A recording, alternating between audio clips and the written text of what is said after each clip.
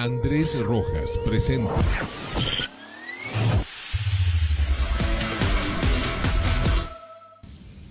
Hola, gracias por acompañarnos, bienvenida, bienvenido. Buenas noches, sí, estamos después de las 9, después del programa del Padre Getxi, Viva la Gente. Hoy tengo 3 invitados, como dicen los clásicos, súper especiales. Vamos a empezar por la señora Chichi Soto. Me acabo de enterar que tu nombre es María Cristina, ¿cómo te va? María Cristina, me quiere gobernar. ¿Cómo estás, querido Andrés? Muchas gracias por esta invitación. Qué importante estar con ciudadanos que le han dado bastante al país, le han dado el concepto de cómo podemos avanzar en armonía. Chichi Soto es en este momento la presidenta de la CAINCO El Alto. Así es, Andrés, estamos a la cabeza de la Cámara de Industria y Comercio del Alto, la hemos fundado en mayo del 2004, mira, hemos cumplido hace unos meses atrás 20 años. 20 años, felicidades por aquello. Muchas gracias. Nos Andrés. acompaña el señor Walter Reinaga, él es filósofo. Walter, gracias por acompañarnos, bienvenido, buenas noches. La agradecido soy yo, Andrés, también del canal, y a Chichi, porque es a través de ella que estamos acá. Sí, nos acompaña, acaba de bajarse el avión, sí, es la doctora Amparo Vallivian, candidata a la presidencia. Amparo, ¿are you crazy? ¿Estás loca? Por supuesto que sí. ¿Y qué tal si te dicen que eres una demonio como le dijeron a la señora Machado? No, soy demonio, soy traviesa, que es un poquito distinto. Bueno, ¿y de cómo así se te metió en la cabeza ser candidata? Una idea que me plantaron hace 20 años algunos amigos cuando yo era más conocida de lo que soy ahora, pero no era ese el momento de mi vida. Ahora sí lo es, ahora ya estoy jubilada, tengo el tiempo, tengo la salud, tengo la experiencia, así que ahora es cuando. Oye, pero tú eres doctor en economía, como sí. que no das la talla para este tiempo. No, el que no da la talla es el otro economista que tenemos sentado en la clase grande del pueblo. Perdón, ¿vale la pena estudiar? Vale la pena. Sí, vale la pena. Pero si yo con mi carnet del partido político entro donde quiero. ¿Pero cuál es tu objetivo? Mi objetivo es tener poder. No. El objetivo es servir a través de tus conocimientos y lograr un trabajo, pero que sea realmente adecuado a tu formación, a tu capacidad. El objetivo es contribuir al resto de la sociedad. También. No puedes contribuir al resto de la sociedad. Eso depende Ahora, si del punto de vista. ¿Te preocupas solo tú? Perdón, a ver, los políticos todos dicen, no, yo hago por mi país, viva Francia, o el venezolano dirá, vamos por Venezuela primero, pero en los hechos no existe aquello. No, sí existe, hay muchos líderes políticos en la historia de la humanidad muy buenos, no la mayoría, pero hay muy buenos, pero hay muy buenos, no podemos menospreciar a la gente que ha dado mucho por sus países, ¿no? Y en Bolivia también. Ok, insisto con este tema, perdón, yo iba a hablar acerca de los referéndums, la propuesta que hace el presidente, pero ¿qué se necesita para ser un buen líder? Bueno, yo creo que lo que se necesita primero es tener ideas claras, tener soluciones concretas. Se necesita honradez. Y honradez que sea, no que uno diga yo soy honrado, porque todo el mundo dice soy honrado, todavía no me he encontrado con una persona que diga yo soy corrupto, sino que los demás digan que esta persona es honrada, ¿no ve? Se necesita experiencia, se necesita saber escuchar, ¿sabes? Es muy importante saber escuchar no solamente a la gente, sino también a los otros, incluso a los adversarios, y se necesita tolerancia. Perdóname, quiere decir que lo que el presidente hizo está bien, el referéndum, porque él dice que va a escuchar a la gente y va a tomar decisiones. Vuelvo contigo. Una cosa es lo que dice la ley y que él tiene y debe cumplir, y otra cosa es el buen sentido de vida que tiene un ciudadano que quiere servir a la sociedad a través de su conocimiento, a través de su formación y de la capacidad que tiene para darle a la ciudadanía. El tema del presidente es un tema muy preocupante en este momento, porque él no puede decir, él define de acuerdo a la Constitución Política del Estado. ¿Y qué es lo que queremos? Que se respete la ley, que se cumpla la ley, que se respete la Constitución Política del Estado. ¿Pero qué hace él? Se quiere lavar las manos y decir, no, referéndum, ustedes definan lo de la gasolina, ustedes definan de los escaños, cuando él sabe que es su responsabilidad. Amparo decía ideas claras. Walter. Sí. Miren, para conducir un país, lo ideal, no lo real, lo ideal es que el conductor realmente conozca la realidad que ha de gobernar, sus problemas, limitaciones, potencialidades, y encuentre la ruta de solución a los problemas. Primera condición. Segunda condición, que tenga real intención y voluntad para poner en práctica ese programa de gobierno. Pero ese es el enfoque ideal.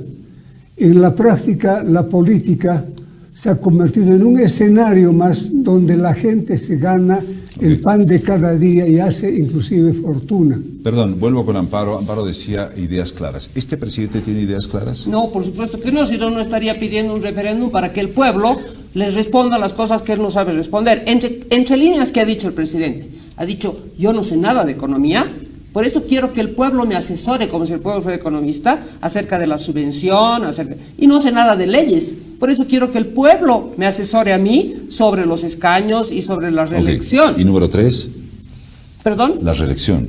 Sí. Tú dijiste 1, el tema de la subvención. Sí. El otro tema era de los escaños. Escaños. Sí. Y el tercero, la reelección. Continua o discontinua. Claro. Sí, esos los dos últimos son temas legales, ¿no es cierto? Sí. Él está diciendo, en otras palabras, confesión de parte, no sé nada de economía, así que quiero que ustedes me resuelvan. Y como dijo Chichi, él se lava las manos. Claro, y la tercera es, no le puedo decir no a Evo, que lo diga la gente, yo me lavo las manos. Sí, claro, es un Poncio Pilates todo eso, ¿no? Entonces no le puedes pedir al pueblo que haga una cosa que es tu responsabilidad de hacer. Ahora, yo voy a sacar la cara por el presidente Luis Arce, porque creo que él sabe lo que quiere, sabe por dónde quiere, pero no lo hace por qué. Y esta me parece, creo, es la pregunta para esta mesa. Él es preso de la candidatura. Enseguida nos vas a explicar, uno de los temas por los cuales Bolivia está mal tiene que ver con los supernumerarios, más de 600.000 trabajadores estatales. Si él no fuera candidato, dice, menos 200.000, no importa, necesitamos. El tema de la subvención lo hago. ¿Por qué no lo hace? Porque es un costo social para el país, para su imagen. Él es preso de la candidatura. Yo también podría decir soy preso porque eliminar los subsidios a los hidrocarburos no es políticamente correcto en un candidato, ¿no? Pero yo lo he dicho varias veces, públicamente, porque la realidad es de que no se pueden mantener los subsidios a los hidrocarburos. Tú quieres ser presidenta de la República, entras de presidenta y dices, bueno, tengo que subir 3 bolivianos, el 4,74, va a costar 7 pesos ahora, ¿lo harías? No, pero por supuesto que sí, ya he dicho, a ver, déjame que te diga, yo he dicho públicamente, voy a eliminar los subsidios a los hidrocarburos, que es una de las formas importantes para reducir el déficit, ¿ok? He dicho también, en el caso del diésel es distinto del caso de la gasolina. En el caso del diésel ya están pidiendo los agricultores de Santa Cruz y el transporte pesado que por favor les dejen importar directamente. Eso quiere decir no queremos subsidio, ya están renunciando. El caso de la gasolina es distinto. ¿Por qué? Porque la gasolina afecta al costo del transporte público y la gente más pobre y la gente del alto lo va a saber, consume transporte público. Entonces en ese caso yo he dicho, yo voy a dar un subsidio para compensar el incremento del costo del transporte urbano, pero voy a dar un subsidio a la demanda, no a la oferta, y temporal. El próximo bloque lo va a dominar Amparo y nos va a explicar de la A a la Z, como decimos con Chubis, este tema de la subvención. Cerremos el tema de los referéndums. ¿Qué hubieses hecho tú? Del referéndum. Es una barbaridad que se quiera mezclar un tema como es el de la justicia, que en este tiempo no ha estado a la altura de lo que quiere el ciudadano. Se maneja de manera muy inadecuada el tema de la justicia y miren, esos miembros del Tribunal Constitucional, ¿qué es lo que dan de resultados? Cómo la población tiene que tragarse medidas tan injustas desde hombres del Foro Jurídico Nacional que deben darle justamente esa transparencia. ¿Sabes qué siento, Chichi? Ahora, que después quieren mezclar este tema, Andrés, y eso es una barbaridad. Después del 6 de agosto la gente quedó, si tenía interrogantes, después del mensaje del presidente, ha quedado más en zozobra. Totalmente. Hay una inseguridad y hace tiempo ya en justicia. Y ese es un tema que se tiene que definir ya, porque la justicia, quieras o no, tiene que ser autónoma, tiene que ser independiente de cualquier manejo, manipuleo, pero en este tiempo no hemos vivido eso, no vivimos eso, tenemos un montón de actos injustos, de ciudadanos en situación de cárcel, de tanta cosa que afecta y vamos a mezclar ese referéndum con este tema más, no. Cerremos acá. Walter, ¿Qué debería haber hecho el presidente? Miren, se puede hacer un diagnóstico de la situación crítica apelando a razones de buena voluntad, mala voluntad de los gobernantes, ignorancia o sapiencia y detalles y anécdotas similares. En el fondo, la causa de la crisis es que estamos bajo un régimen estructuralmente hecho de tipo socialista. Y la voluntad del presidente y del partido de gobierno depende de un comando internacional encabezado por Cuba y Venezuela. No es preso de su afán de ser dirigente o presidente o de volver a serlo, es preso de sus jefes y de los compromisos que ha hecho para asumir el poder cuando no tenía como persona atributos necesarios para él. Boric ha ido por otro lado, o está yendo por otro lado. Es decir, ¿qué debería haber hecho el presidente? Lo que sucede con Boris es lo siguiente. La izquierda latinoamericana está saliendo perjudicada por los afanes y hechos de Maduro. Walter, está bien. Pero entonces dicen, este sujeto que tan mal está haciéndonos quedar, no es de los nuestros. Ok, digámosle eso a la gente entonces. Miren, no podemos hacer nada porque está manejando un socialista. No, ¿qué hacemos? A ver, primero, Andrés, permíteme que te diga dos cosas importantes. Una, cuando terminó el supuesto golpe de Estado, yo pensé, dije, ok, ya, esto es una distracción del presidente para que el pueblo se distraiga con esta cosa. Le va a durar una semana o dos la distracción, porque mientras tanto los problemas siguen, los dólares siguen, todo, no le va a durar mucho tiempo esta distracción. Pero seguramente se va a inventar otra distracción después, y es lo que ha sucedido con el discurso del 6 de agosto. Se ha inventado otra distracción. Esa otra distracción va a durar también 3 semanas, no sé, y después se va a inventar otra. Todo para ocultar que no tiene la capacidad de decidir como presidente de la República en los temas de fondo. ¿Okay? Segundo, quiero hablar sobre el tema de los escaños. El tema de los escaños, no hay necesidad de mandar a un referéndum, eso ya está establecido en la ley. Y no nos olvidemos que Santa Cruz ha parado durante 34 días. 34 días para el censo. Para eso tenemos el censo. Nosotros creemos que los cruceños se van a quedar de brazos cruzados porque van a permitir que un referéndum decida los escaños que van a tener, la coparticipación que van a tener. No, pues, eso no va a suceder. Ahora, ¿qué debería haber hecho el presidente? Bueno, depende de si el presidente quiere hacerle caso a sus mandamases o quiere hacer las cosas para el pueblo boliviano. Y parece que lo que le interesa es hacer las cosas para su mandamás. Nosotros humildemente pedimos hace un par de semanas atrás que el presidente debería hacer un gran cónclave. Al parecer, la próxima semana se va a reunir con los empresarios privados, pero me parece que va por ahí. Hablar con los empresarios privados, hablar con la Central Obrera Boliviana, universidades, líderes. Pero ya habló hace 3 meses con los empresarios privados, se acordaron 10 Bueno, puntos. entonces no tomó nota, tomar nota y en función a eso tomar decisiones. Exacto, bueno. Exacto, pero que lo haga. Ok. Amparo Vallivian, Walter Reinaga, Chichi Soto, hacemos una pausa, la primera pausa en esta noche, hablando acerca primero de los referéndums, luego hablaremos acerca de la subvención. ¿Vale la pena seguir subvencionando o se levanta la subvención? Y si se levanta la subvención, ¿cómo debería ser esta? Ya volvemos. Ya vuelve Andrés Rojas presenta. Sigue viendo Andrés Rojas presenta. Todas las noches le esperamos después de las 9, después del programa Viva la Gente con el Padre Getchi. Hoy jueves tengo 3 invitados. Está con nosotros una vez más, gracias por acompañarnos, Chichi Soto, gracias Chichi, Walter Reinaga, los vamos a enfocar por favor, Vania, y está Amparo Vallivian. Este bloque en un 80% va a ser de Amparo Vallivian, doctora en economía. Preguntémosle si tenemos alguna duda. Amparo, ¿cómo es que hemos llegado a esta situación? De cómo así se dieron estas cosas para que terminemos en esta zozobra nacional. Mira, yo te lo voy a generalizar porque hay muchos campos, ¿no? Los hidrocarburos, el déficit, el dólar, etcétera. Lo que pasa en el fondo es de que el presidente y su gabinete, este gobierno y también el gobierno de Evo Morales han privilegiado sus visiones ideológicas más que el bien del país, el bienestar de la población y hacer las cosas correctas en economía para que la población tenga un buen vivir. Entonces, por ejemplo, vamos a hacer industrialización. ¿Quién no quiere industrialización? Pero la forma como la quiere hacer el presidente Arce es que el Estado ponga plata en empresas deficitarias que pagamos todos nosotros con nuestros impuestos. No es así como se hace industrialización. No quiero devaluar porque no me conviene políticamente, no me conviene mi candidatura devaluar. Bueno, ahí tenemos un mercado de dólares paralelo, ¿no?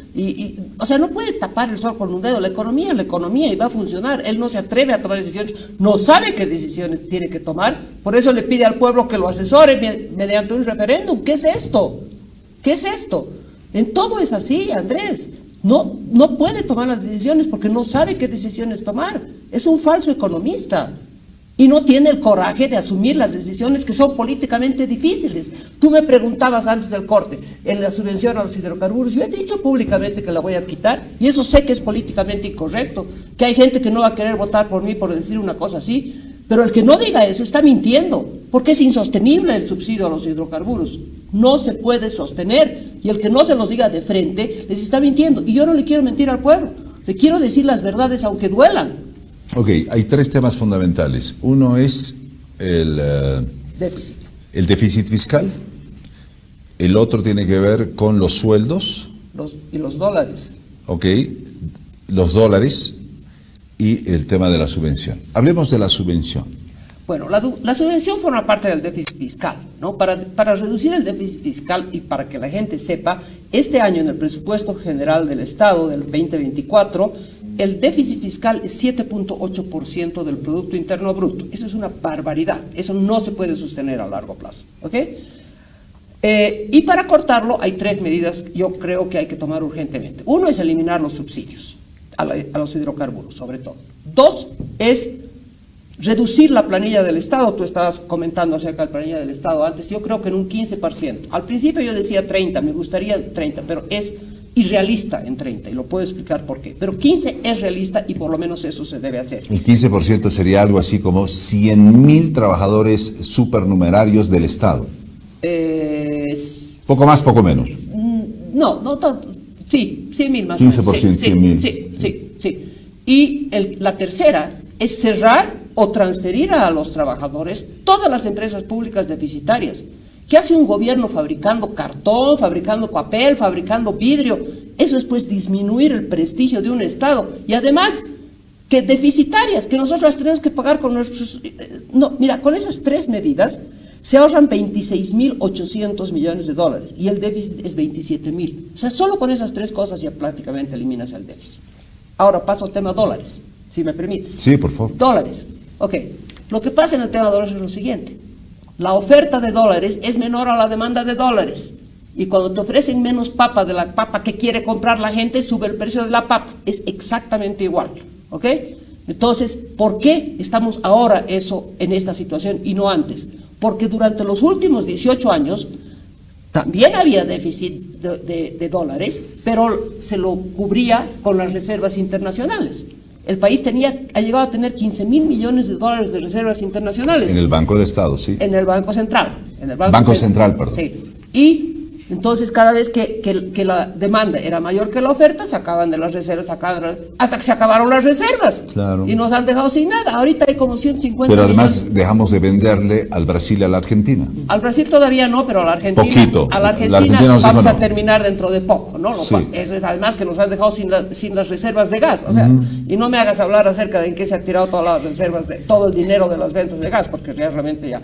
Entonces, ¿qué es lo que yo creo que hay que hacer para solucionar? Porque no me gusta explicar el problema y no ofrecer soluciones. Yo tengo soluciones para las cosas. Hay que incrementar la oferta de dólares. ¿Y de dónde vienen los dólares al país? De las exportaciones. Por lo tanto, liberar todas las exportaciones, nada de cupos, bandas de precios, nada de nada. Liberar las exportaciones, más bien fomentar las exportaciones. Número 2, fomentar la inversión extranjera directa. La inversión extranjera directa trae dólares, crea empleo, paga impuestos. O sea, es un solo tema ideológico por el cual no se hace. ¿ok? Y número 3, hay que contratar créditos de la cooperación internacional, pero créditos de libre disponibilidad, que son muy distintos a los que están ahorita en la Asamblea. El presidente Arce le echa la culpa que no le aprueban los créditos. Esos créditos no van a solucionar la crisis del dólar. Y si quieres te explico en detalle por qué. Pero créditos de libre disponibilidad, que yo los he negociado desde ambos lados de la mesa, como funcionaria del Banco Mundial, pero también como funcionaria del gobierno de Bolivia los he negociado. Yo sé, esos son los que solucionan la crisis de dólares. Haces esas 3 cosas y estableces un tipo de cambio flexible, no fijo, un tipo de cambio flexible. Andrés, te pregunto, ¿tú sabes cuál es el tipo de cambio oficial entre el dólar y el euro? No. 6.97 supuestamente, Entre el el dólar oficial. y el euro. No, debe ser 2 más o menos la diferencia. No existe. ¿Por No qué? existe un tipo de cambio oficial entre el dólar y el euro. ¿Por qué? Ni entre el yuan, ni el yen, ni nada. Porque los líderes de esos países saben de que el mercado es el que determina el precio. Y todos los días se devalúa o se revalúa. Claro. Ni la China, ni Rusia, ni nada tiene tipo de cambio oficial. Es que esto es una fantasía. Es el mercado el que tiene. Y no es que estoy inventando la pólvora. Bolivia ya ha tenido el mecanismo del bolsín y ha funcionado súper bien. Si yo llego a la presidencia y voy a llegar a la presidencia, voy a reinstaurar el mecanismo del bolsín y mejorarlo. Ok, repitamos los 3 temas que tendría que hacer el presidente, las 3 toma de decisiones, los 3 temas eje. Reducir el déficit fiscal con esas 3 medidas que te he dicho, solucionar el tema de los dólares con las 3 medidas que te he dicho, y hay una tercera que yo creo que es muy importante y sobre todo para el 85% de la población, es el tema de la informalidad. Yo creo que por mucho gas, por mucho litio, por mucho oro, por mucha agricultura que tengamos, un país que tiene 85% de su población ocupada, trabajando en la informalidad, jamás va a salir del hueco. Así de sencillo. Y yo tengo propuestas para sacar a los informales de la informalidad, no con palo, no con policía, no persiguiéndolos, no amenazándolos, porque esa gente es informal no porque le gusta, no porque es inmoral. ¿Qué es más inmoral? ¿No pagar impuestos o dejar que tus hijos se mueran de hambre? Dejar que tus hijos se mueran de hambre es lo inmoral. Y ellos son informales porque es la única manera que pueden llevar el pan a la mesa. O sea, hay que darle facilidades, menos palo y más zanahoria. Hay un régimen simplificado en materia impositiva. ¿Por qué no puede haber un régimen simplificado en materia de seguro de salud, o en materia de pensiones, o en materia de la ley del trabajo? Hay que ir formalizando poco a poco. Si yo llego a formalizar el 10% y los que me suceden también lo hacen, en pocos años este país ya no es mayoritariamente informal. Bien, ¿cuál es tu opinión, Chichi? Es importante el concepto que tiene Amparo en su propuesta. Y es real.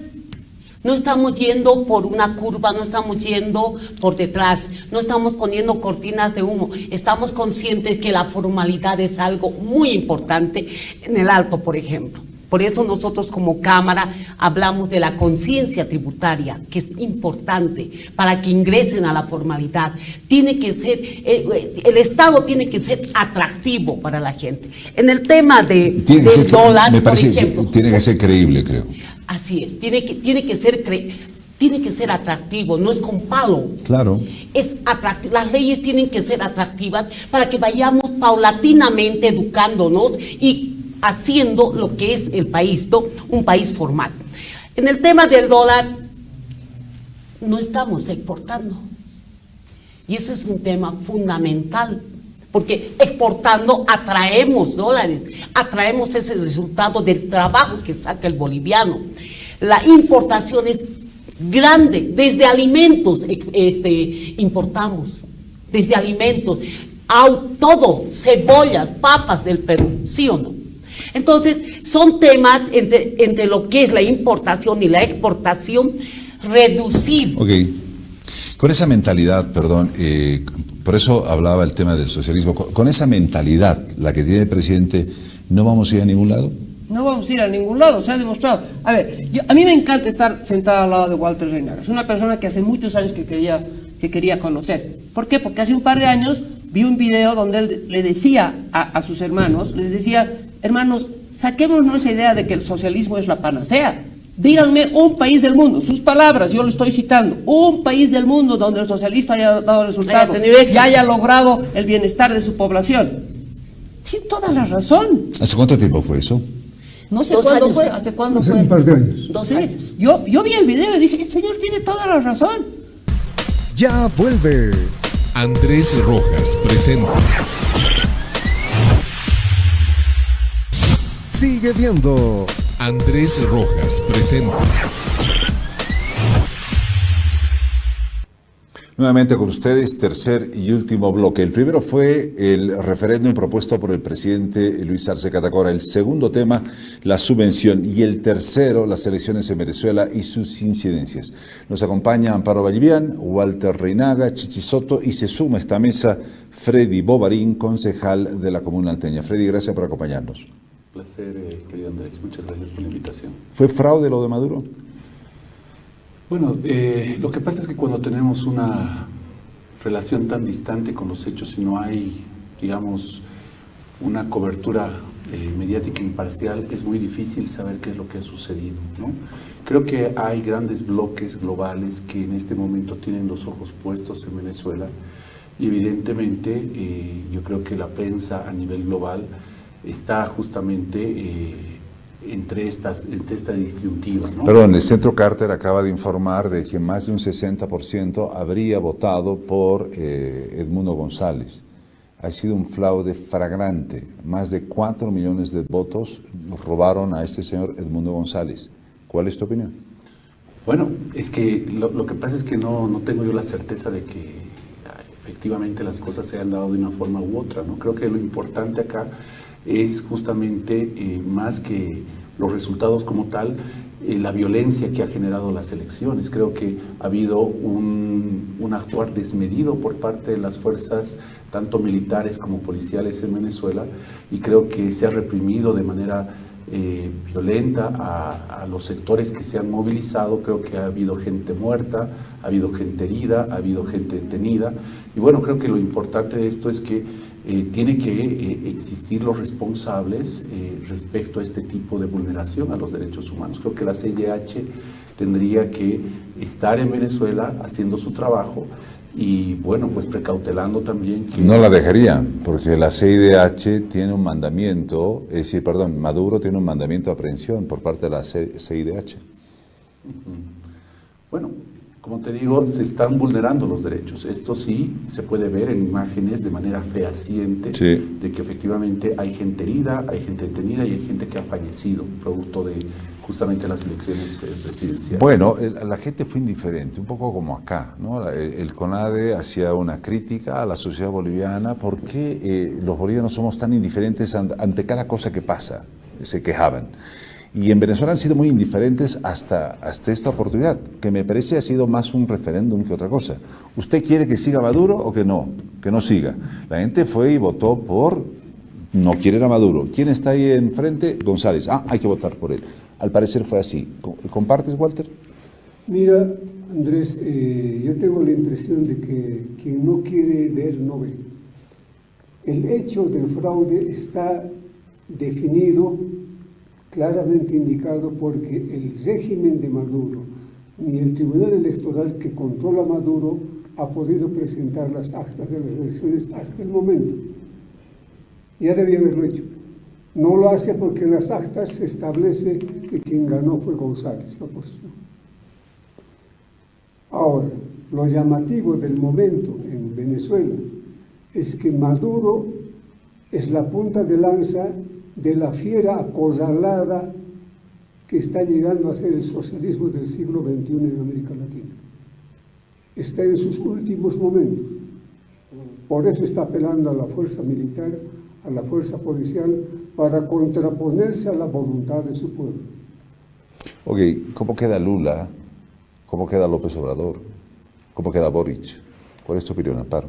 A ver, primero que a diferencia del señor Bovarín, yo estoy más de acuerdo con Walter. Ha sido un fraude escandaloso sin ningún lugar a dudas. Y yo sí tengo evidencias, porque hay 83% de las actas que están en internet que les ha recuperado la oposición. Están ahí, cualquiera que quiera las puede ir a ver. Y si el oficialismo y la Corte Electoral no quiere presentar actas, por algo ha de ser. Walter tiene toda la razón. Si lo que ellos dicen fuera cierto, presentarían las actas, no las presentan. ¿Y de dónde viene la violencia? Justamente de presentar un resultado fraudulento. La violencia nace de ahí. ¿Es una barbaridad esa violencia? Claro que sí, pero hay que cortarla de raíz, hay que sincerar. Ahora, ¿cómo quedan Boric, Lula. A ver, en este momento, dejemos de un lado a Boric. Lula, Petro y Andrés Manuel López Obrador están tratando de mediar entre la oposición y Maduro. ¿Okay? Están haciendo un rol de mediador, lo cual me parece válido, ¿no? Y María Corina Machado ya ha declarado que se va a sumar a esa mesa de negociación. Está muy bien y nadie puede decirte con certeza cuál va a ser el resultado, porque nadie lo sabe. Pero ojalá que llegue a buen término y que llegue rápido, porque si no la violencia va a ser peor. Pero además quiero que, para mí hay dos lecciones que nos ha dado la situación venezolana y una lección que los bolivianos les podemos dar a los venezolanos. ¿Cuáles son las dos lecciones que ellos nos han dado y que nosotros tenemos que aprender para la elección del 2025? La primera, ellos han elegido un candidato único de la oposición. Lo han elegido mediante primarias presenciales, muy difícil. No es la única forma. Los mexicanos también han elegido un candidato único de la oposición, pero lo han hecho con otro método. Ellos han elegido el método de encuestas. Pero esa es una lección importante. Hay que tener candidato único de la oposición para ganarle al oficialismo. La segunda lección importante de Venezuela es el control del voto. Ha sido un esfuerzo titánico la cantidad de voluntarios que han logrado que el 83% de las actas estén a tu disposición en un sitio web, a la disposición de cualquiera en un sitio web. Ha sido un ejército de voluntarios que ha permitido que eso se logre y eso tenemos que hacer aquí en Bolivia también. Ambas cosas, tener un candidato único de la oposición y tener un equipo de voluntarios capacitados y muy numeroso que haga el control del voto y que podamos tener las actas al margen de lo que digan las autoridades. Lo que ellos tienen que aprender de nosotros, y lo pueden aplicar desde hoy día, es la revolución de las pititas, porque esto se parece mucho a la elección del 2019 en Bolivia. Y esta población venezolana podría estar haciendo su propia revolución de las pititas, debería estar haciendo su propia revolución de las pititas, y lo quiero ver a Maduro qué va a hacer. Lo están haciendo y hasta el momento hay 23 muertos. Sí, pero no están haciendo manifestaciones, no están haciendo revolución de las pititas. A ver, Chichi, tú que te desenvuelves, eres líder de la CAINCO en el Alto, pero también vas a los mercados, es decir, vas y vienes, con unos y con la gente que tiene, con la gente que no tiene, con todos. Estamos, lo que dice Amparo, me parece fantástico, Amparo, estamos los bolivianos, las bolivianas, la gente que nos está mirando, sobre todo la gente en el Alto, la gente está con esa fuerza moral como para en las próximas elecciones, las presidenciales, ir a controlar su voto, unos y otros. Quienes voten por la izquierda o voten por la derecha. ¿Están con ese deseo? La voz del pueblo es la voz de Dios. Hay un tema bien de fondo. Nosotros hemos vivido partidocracia. Se ha fortalecido la democracia a partir del 81, 82, 83, 84. Los partidos políticos tienen un estamento que es control electoral. Y el control electoral es muy importante para cualquier elección. Si esta vez tenemos un resultado de un 83% que está en las redes y clarito ha defendido el venezolano su voto, porque como tú decías, parecía un referéndum, no. El pueblo silenciosamente ha ido a la urna a dar su voto legítimo y ese voto legítimo han tratado de tergiversarlo. Hoy día se ha cerrado la información en Venezuela, no hay información. Perdón, fluida. Más que votar por Edmundo o por Corina, la gente ha dicho, no quiero más Maduro. Por quién su hay que libertad, votar? por la libertad. Por eso la fuerza de la libertad gente. de la democracia. Sí. Porque si vivimos en regímenes así como está viviendo Venezuela, como vive Nicaragua o como viven 2 o 3 países más, el mundo no va a avanzar en esa racionalidad de la concordia. ¿Qué es lo mejor que tiene cada pueblo o cada país? Su constitución política del Estado, que es el pacto de pactos que regula la convivencia entre los estantes en un territorio. Entonces, el pueblo está consciente y en Bolivia la gente está consciente de que se debe defender el voto. El 2019, como dice acá Amparo, ha sido un resultado. No ha habido fraude, no ha habido fraude.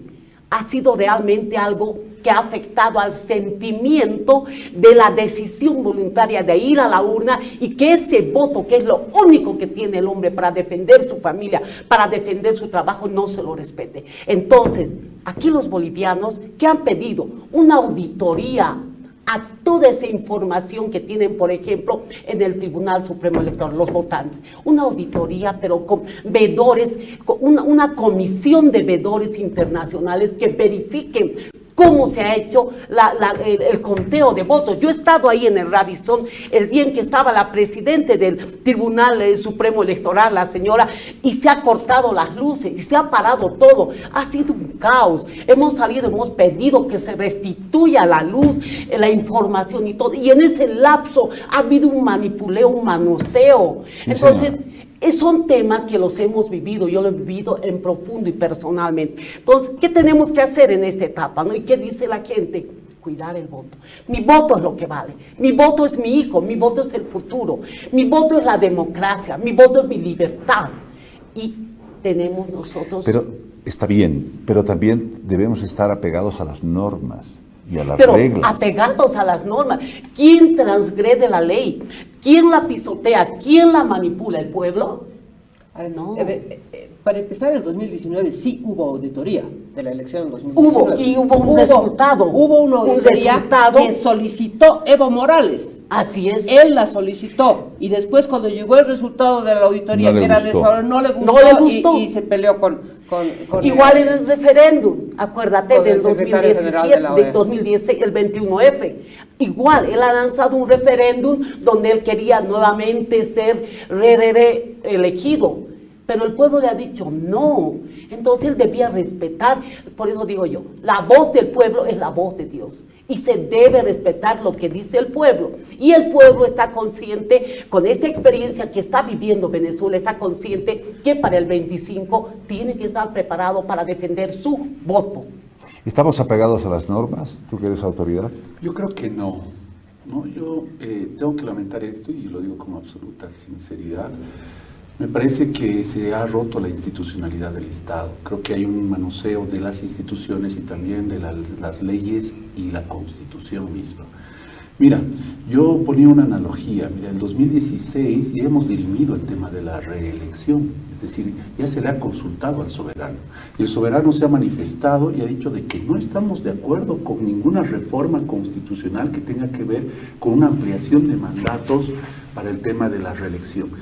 Entonces la Constitución se ha quedado con la redacción original y con esto, ¿qué ha pasado? Es decir, es como cuando tú vas a un partido de fútbol, pitan penal y patea el que está pateando el penal y el arquero tapa el penal y el árbitro decide cobrar gol.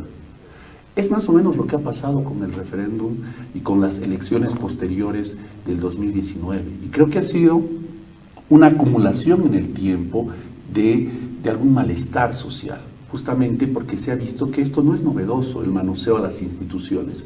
Lamentablemente, ahora el presidente Arce está haciendo lo mismo, está empezando a manosear la institucionalidad del Estado en función a sus propios intereses, como presidente y como gobierno. Mira, conocía de que el diputado Jáuregui ha presentado un recurso abstracto de inconstitucionalidad para evitar de que el referéndum que posiblemente convoquen vaya a través de una ley de la Asamblea Legislativa y directamente el presidente sea quien de alguna manera saque la convocatoria con las preguntas al referéndum a través de un decreto supremo. Imagínate que un miembro de la Asamblea Legislativa opera en contra de la institución a la cual él representa. Mínimo esto debería merecer que vaya al Tribunal de Ética, porque no puede ser de que el Tribunal Constitucional esté invadiendo las competencias de un órgano del Estado. Yo pienso, querido Andrés, para terminar la idea, Sí. de que tú no puedes ser un demócrata y todo el tiempo estar reivindicando el tema de la democracia y que ha sido elegido democráticamente, si tú no respetas las reglas. No puedes del llamarte juego. demócrata. Claro, No puedes, si tú no claro. respetas las reglas del juego, si Ahora- tú no respetas a los representantes del pueblo, porque nos guste o no, los diputados y los senadores han sido elegidos por Ahora, el pueblo. ¿en qué momento de la vida se nos enseñó a no respetar las normas, las reglas? A eso iba el tema de la educación, Walter.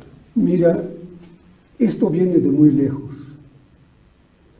En el fondo, Bolivia no ha llegado todavía a la modernidad, ni a la democracia.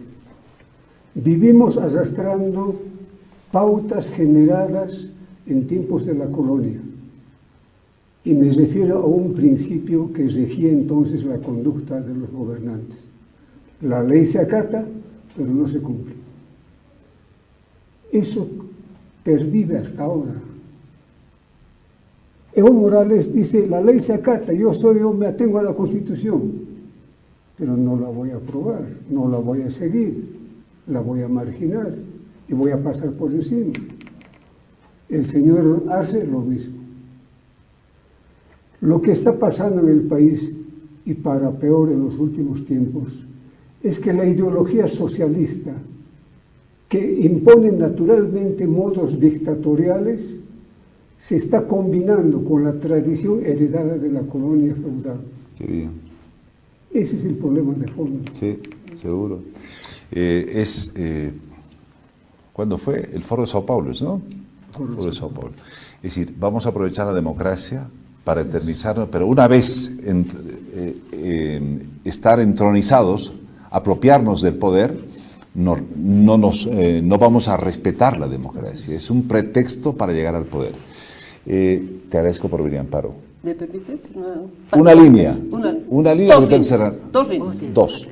Lo que decías, ¿en qué momento llegamos a este lugar de no cumplir las leyes? El momento que no hubieron consecuencias. No hay consecuencias. Incluso la ley no pasa nada. No hay enforcement de la ley. Freddy Bovarín ha dicho una cosa que me parece muy interesante, no se me había ocurrido. Si permitimos que haya referéndum sobre la reelección indefinida, ¿en qué queda el referéndum del 2016? Claro. ¿La van a tratar de anular? No existió el referéndum del 2016, vamos a hacer otro referéndum. Amparo Balluvián, gracias. Walter, una línea, gracias. Walter Reinaga. Sí, yo quisiera llamar la atención sobre la necesidad de generar un gran movimiento popular, porque solo de ese modo se ha de poder poner freno al régimen actual y sus afanes. Y ese gran movimiento popular pasa por llegar al sentimiento y a la inteligencia del ciudadano con planteamientos programáticos que realmente le signifiquen a simple vista un beneficio. Eso todavía no se ve en el escenario. Hay candidatos, precandidatos, gente que se está lanzando en ese afán, pero no hay una propuesta que logre conquistar el sentimiento de la gente. Walter, gracias. Chichi Soto. Basta de cortinas de humo, se debe asumir la ley. Si alguien ha asumido el liderazgo o la conducción del país, tiene que cumplir con la ley. Eso es lo que consideramos importante para el país y para la convivencia pacífica. Nos van a dar un programita, otro programita, para que los bolivianos estemos ahí, será, no nos conviene. No, tenemos que ser serios en lo que hemos asumido y tenemos que cumplir con la población en ese mandato que tiene el presidente. Gracias. Freddy Bovarín, gracias por venir. A ti las gracias, querido Andrés, por la invitación. Bueno, yo cerraría señalando de que tanto el referéndum que se plantea para el tema de la distribución de los escaños a nivel nacional, como el tema del acortamiento de mandato, la repostulación, son temas que tienen que ver con una reforma parcial a la Constitución. Si estamos hablando de una reforma parcial a la Constitución, esto no se puede hacer con un decreto supremo. Necesariamente es la Asamblea Legislativa la llamada para poder tratar una reforma parcial a la Constitución Política del Estado. Entonces, no es un tema superficial, es un tema de fondo. Tenemos que aprender a respetar las leyes y nuestra Constitución Política del Estado, porque estas no se redactan para una coyuntura en específico, o no se redactan en función a los intereses de un gobierno o de una persona. Estas son las reglas de juego que nosotros tenemos que aprender a respetar, todos los partidos y todas las organizaciones políticas. Creo que solo así podemos nosotros llamarnos demócratas y tratar de construir un escenario de cordialidad, diálogo y encuentro nacional. Bien, usted está a un clic de cambiar de canal, de cambiar de tema. Espero que lo que se haya dicho en esta mesa, por lo menos, haya sido de su atención. Gracias por acompañarnos. Al final usted toma las decisiones. A mí me encanta esto. Hay muchas cosas buenas, tiene cosas malas, pero la gente está a un clic de cambiar. La gente está a un clic de ponerle un like, sí estoy de acuerdo o no estoy de acuerdo. De eso se trata. Espero que el programa les haya de alguna manera motivado, porque los que estamos acá queremos lo mejor para nuestra sociedad. Porque al final de cuentas, ¿quién nos va a poner la flor cuando nos vayamos si no es nuestra familia? Un poco lo que pasa en Venezuela, ¿no? La gente sale y dice, yo he venido a marchar porque quiero que mis hijos vuelvan. Porque mucha gente, cerca de 8 millones de venezolanos, se escaparon, se salieron de su país. Y esto es lo que nosotros no queremos que ocurra. La Paz no es la misma. Mucha gente en La Paz se ha ido del país, otros se han ido a Santa Cruz. El Alto es un conglomerado de muchas sociedades, gente que viene de Cochabamba, de Las Minas, de Chayapata, de diferentes lugares. Ojalá sea para bien. Hacemos este tipo de programas porque queremos despertar en usted una opinión. Gracias por acompañarnos. Hasta siempre.